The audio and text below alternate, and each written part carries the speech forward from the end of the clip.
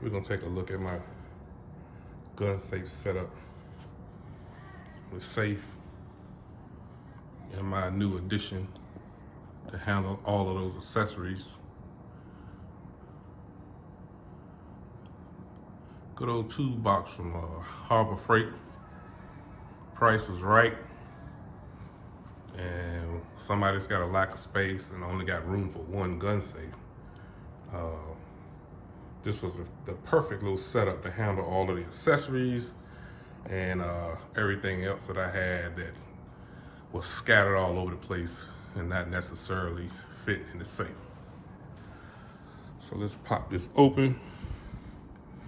I got a couple extra lights in here shining just to put a little light on the situation.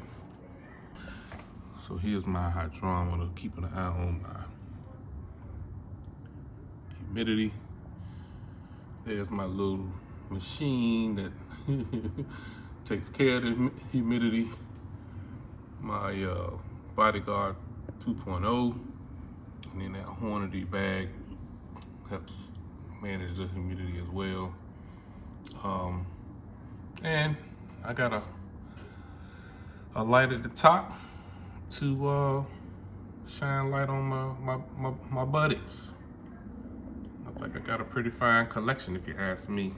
This video is more about the whole gun safe setup than it is about the guns in my collection. So we'll just keep it pushing. So going up here to this toolbox, this was a great addition to my gun safe. I figured it'd be a good idea for me to put the magazines on the bottom shelf, and I'm backing up my little step so I can get up here.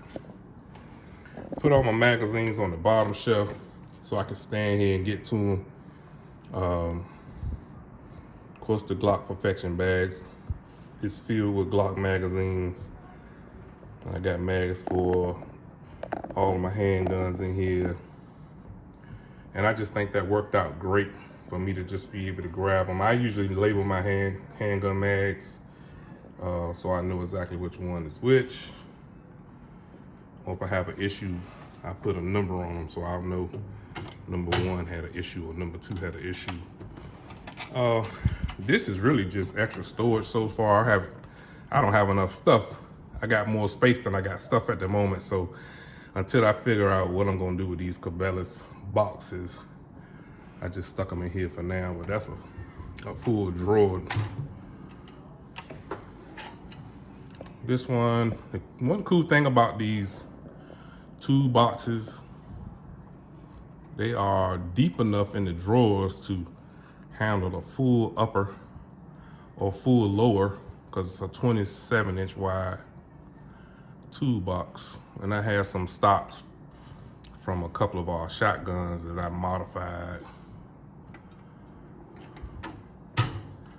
And here are my AR mags, my AR 5.56 mags, as well as my 7.62 mags, AR 7.62, some AR 22 mags, and just some miscellaneous mags that I don't use too often. Some of the big boy Glock mags, ETSs, etc.